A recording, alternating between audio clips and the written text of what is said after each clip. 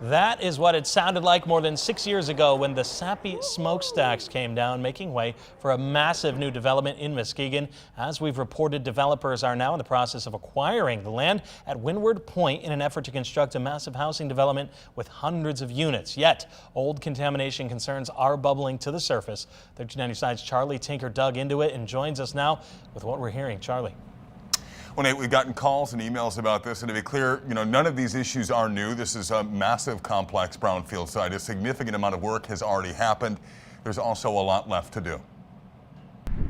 Behind the fencing among the rolling hills and the pockets of forest, there are also reminders of the demolished paper mill's former, much longer lasting life of heavy industry.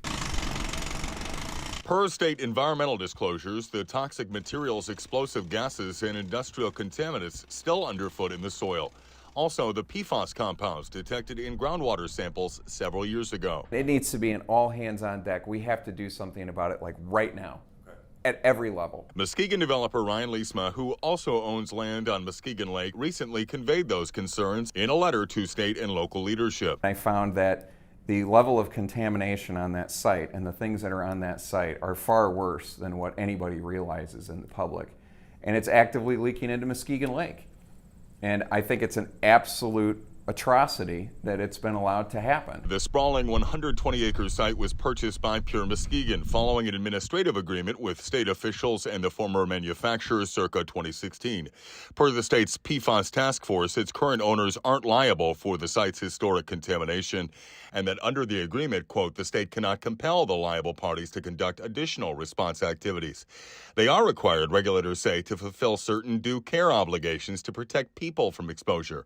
While the group's work allowed data collection to begin and it has voluntarily taken steps to remediate the property since acquiring ownership, records show, quote, significant PFAS contamination remains. The issues we're talking about are not like new issues. They're issues that have been here a long time. PFAS and all these other nasty things that are here are being carried to the lake. The owners confirmed that in a comment to MLive last year, suggesting the forever chemicals were then slowly leaching into Muskegon Lake. In response to a request for more information, a spokesperson for the Department of Environment, Great Lakes and Energy confirmed PFAS compounds were, quote, likely entering the lake via the groundwater.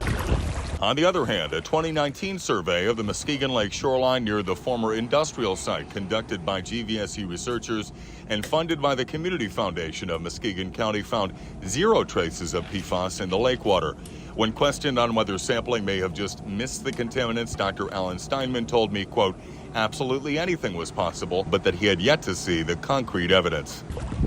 So whether it is or isn't may require more testing. Meantime, the group recently secured $15 million to continue the cleanup effort there. The project goes before the City Planning Commission Thursday, and developers would also need the green light from state regulators, who would have the final say on the development's environmental credentials, including the acceptable level of contaminants and the cleanup required.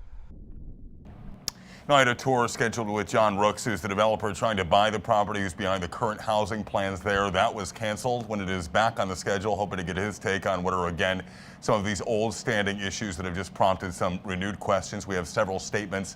We will look to incorporate those tonight at 6 o'clock. In the newsroom, Charlie Tinker, 13 on your side.